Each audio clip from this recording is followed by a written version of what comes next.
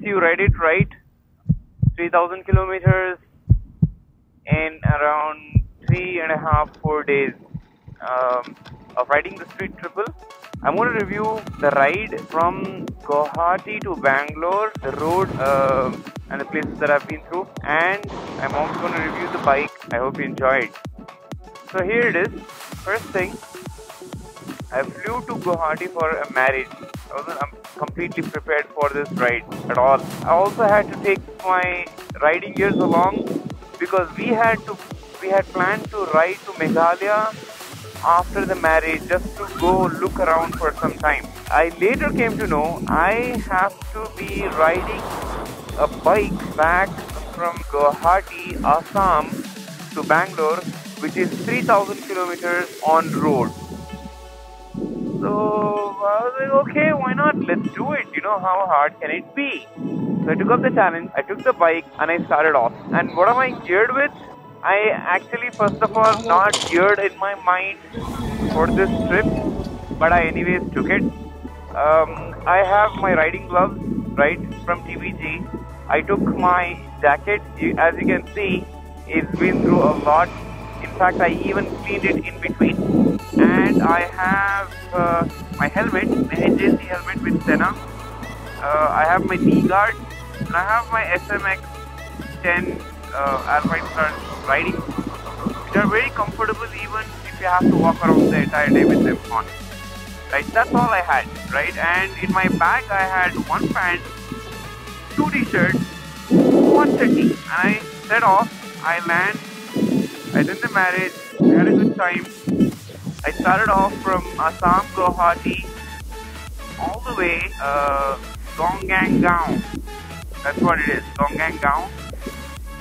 On the street triple, right? It's the first time I'm riding the street triple, but it's not the first time I'm riding a big bike. So I ride to Siliguri with extreme bad roads. They're like the worst roads.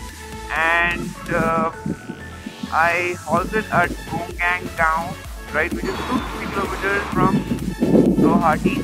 So after the start at Gaon in the morning, I reached Siliguri. From Siliguri to Malda. I am telling you, those were the worst roads ever I have ridden. There was a lot of heat, number one. Number two, there was a lot of trucks. Number three, there was a huge cloud of smoke. And off-road. So I pretty much had it all on that road. It took a lot of time for me to reach Malda, and then from Malda the roads were quite okay. I reached Kolkata. Surprisingly, I have never been to Kolkata before, and this was the first time I'm visiting it, and I love the place. Although I hated the journey from Guwahati to Kolkata, it all paid off at Kolkata. It was very pleasant. I had a good time. So I looked around in the local market. I went to the local market. I saw a nice, like flea market in Goa. That's how that was. It was pretty good. Interesting place. I have to go there again to explore a lot more. In fact, you will see a lot more of what I saw in Kolkata in my next video. I also met Victoria.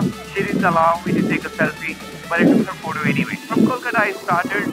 Next day around 7 o'clock I went to Bhubaneswar. I didn't stop there because that was around 450 kilometers. From Bhubaneswar I continued Vizag. That's another 400-ish kilometers, and I reached there in the night. Actually in the evening around 8ish. I rode around Vizag. Pretty good place. The roads were brilliant. They were amazing roads. They were one of the best roads in the city I have ever seen. Really, really good. Especially for the big bikes. You'll have a lot of fun on the corners on those roads. Stayed there. Got up late in the morning at around 10 o'clock. I started off, and here I am riding towards Bangalore. We saw a lot of bridges, a a lot of trains, a lot of good roads, a lot of bad roads, a lot of good food, a lot of bad food. Hot climate, chill climate. What else did I see? It's a lot of trucks. A lot of trucks. Then I have to see nice places, you know, nice scenery, nice good surroundings. It was a different experience altogether. This is the review of the Street Triple, been ridden 3,000 odd kilometers from Assam, Guwahati to Bangalore. Tires, to begin with, are really good. They are very good in corners. A rough road, a bad road, it's still okay. It still holds on really well. They are perfect. I have absolutely no complaints about them whatsoever. I have the suspensions. Suspensions are spot on. They're really good too. They're on the softer side. Obviously, that's because it's a street bike. You don't expect a track spec, configuration on a street bike. I've been through some of the worst potholes at really good speed and took it all really well. The rim took it really well. There is no bend whatsoever. The handlebar position is not upright. It's a little forward biased. You have to lean in the front. In fact, you will also get a lot of pain and pressure if you're riding this in the city from with bumper to bumper traffic. The mirrors are bang on. They are absolutely perfect when it comes to you can see everything clearly. Absolutely, there is no problem with the mirrors. Usually they are usually covered up with your arms or your shoulders, but in this you can 90% use the mirror to see what's coming at the back. So the instrument console, the speedometer and everything it does its job. I have no complaints about it. The tank is of a Daytona 675R. The frame is almost of a Daytona 675R. The gear ratio is unlike a street bike like a Z800. The gear ratio is very short, but this has a longer gear ratio, but not as long as a Super Sport. This is something in between. The engine is really smooth, very refined motor it is.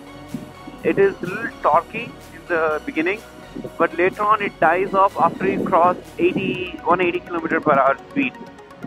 You'll take a lot of time. I don't even know what's the top speed of this bike because the wind blast is so much. I love the exhaust note.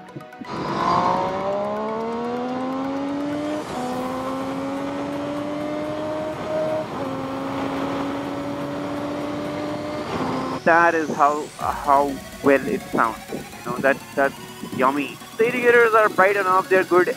The tail light is of a Daytona again. This bike is more like your Swiss knife tool, you know.